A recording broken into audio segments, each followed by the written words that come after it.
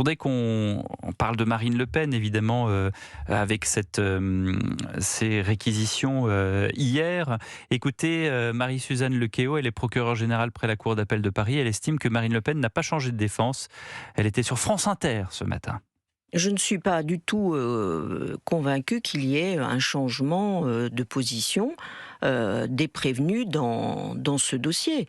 L'infraction, donc, elle est toujours contestée. Nous verrons bien à partir de ce matin quel va être le sens des plaidoiries des avocats, des 12 prévenus. C'est ce que le parquet général a soutenu dans ses réquisitions hier.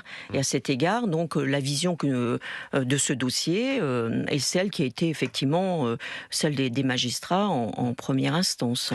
Invité de TF1 ce matin, le député RN de la Somme Jean-Philippe Tanguy, et on lui demande cette question: Marine Le Pen va-t-elle se retirer pour l'élection présidentielle de 2027 ?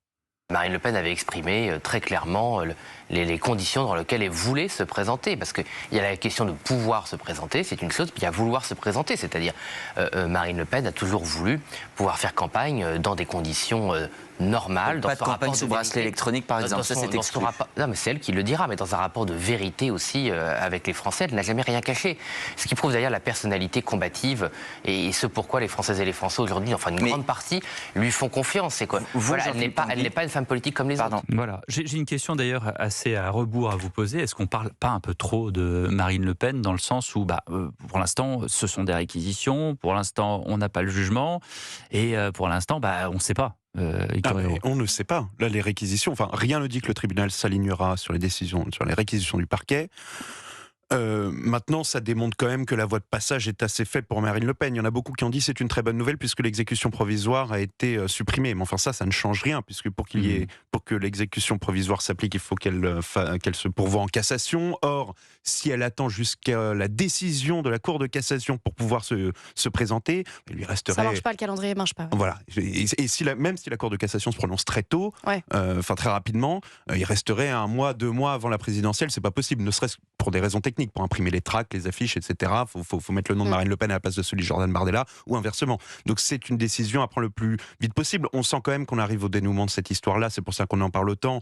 On sent également que le sort de Jordan Bardella et de Marine Le Pen sont en train de se mêler, que tout ça va se décanter, que ça lancera également, d'ailleurs si vous discutez avec que ce soit Gabriel Attal ou Édouard Philippe ou autre, ça lancera le top départ de la campagne présidentielle. Une fois qu'on sait si c'est Marine ou Jordan, la campagne est lancée.